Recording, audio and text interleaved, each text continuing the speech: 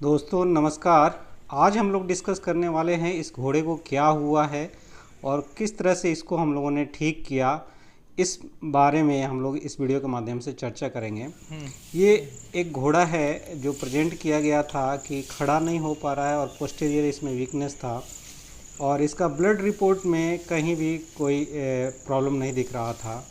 तो फिर भी हम लोगों ने इसे सस्पेक्ट किया क्योंकि ये पोस्टीरियर वीकनेस था और खड़े होने में इसे दिक्कत हो रहा था, तो इसे ट्रिप्स के लिए सस्पेक्ट किया गया। दूसरा जो एक क्लिनिकल फीचर जो होता है ट्रिप्स का, वो स्क्रोटल इडीमा होता है, जो कि इसमें यहाँ पे आपको देख रहा है। और इसका स्क्रोटल इडीमा के साथ साथ मेंटेशन जो था, मतलब कि जो मेंटल स्टेटस तो जो था वो भी सजेस्ट कर रहा था कि ये ट्रिपैनोसोमियासिस का केस है। और क्लिनिकल सिम्टम के बेसिस पे इसको ट्रिपैनोसोमियासिस के लिए सस्पेक्ट किया गया और फिर इसको ट्रिपैनोसोमियासिस के लिए ट्रीट किया गया, जिसमें क्विनोपैरामीन सल्फेट और क्लोराइड का कॉम्बिनेशन लगाया गया।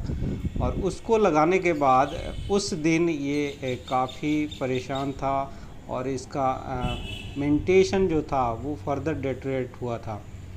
तो यहाँ आप देख रहे हैं कि जो बिल्कुल कोमाटोज सा दिख रहा है, बट उस दिन इसे फ्लूइड थेरेपी भी की गई थी और साथ ही साथ एंटी इन्फ्लामेटरी और एंटी एनाल्जेसिक दवाएं और नसाइड्स लगाए गए थे।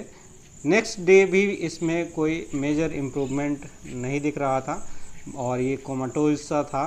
तो दूसरे दिन हम लोगों ने इस पे सजेस्ट किया कि इसको अभी जो न्यूरोलॉजिकल डिस्टर्बेंस है उसको काउंटरैक्ट करना है और फिर उसको मैनेज करना है। जब न्यूरोलॉजिकल डिस्टर्बेंस को काउंटरैक्ट किया तो उन दवाओं के चलते ये बिल्कुल इसका मेंटेशन जो है वो नॉर्मल हो गया, यहाँ आप देख सकते हैं।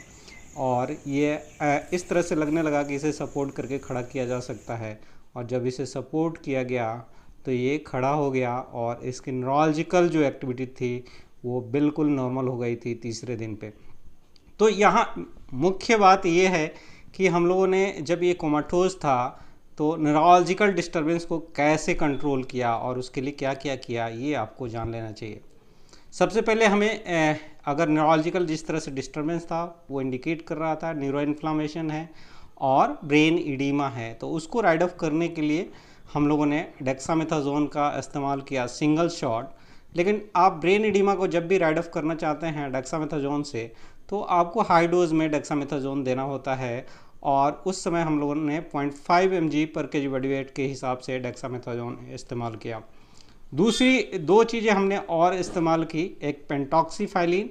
ये पेंटॉक्सीफाइलिन है जो एंटी इन्फ्लामेटरी की तरह काम करता है, TNF अल्फा का ब्लॉकर है और साथ ही साथ पेरिफेरल परफ्यूजन को इन्हांस करता है, जिससे कि जो न्यूरोलॉजिकल डिस्टर्बेंस के चलते एनिमल खड़ा नहीं होता है वो खड़ा होने लग जाता है और उसमें इम्प्रूवमेंट मिलने लगता है। एडिशनली हमने जेंटिनॉल और निकोटिनेट का भी इस्तेमाल किया। ये भी पेरिफेरल परफ्यूजन को बढ़ाता है, ब्रेन को और मसल्स को ब्लड सप्लाई बढ़ाने में ये हेल्प करता है, जिसके चलते एनिमल खड़ा होने लग जाता है। तो इस दवाई की भी हम लोगों ने साथ साथ इस्तेमाल किया था और साथ ही इसे हमने प्लाज्मा वॉल्यूम एक्सपांडर दिया था और उसको फ्लूइड थेरेपी पे रखा था और न्यूरोटॉनिक दिया था। और न्यूरोटॉनिक देने के बाद, इन सारी चीज़ों को देने के बाद 3 दिन के बाद घोड़ा खड़ा हो गया और आप देख सकते हैं कि वो अपने घर के लिए ठीक ठाक कंडीशन में रवाना हुआ।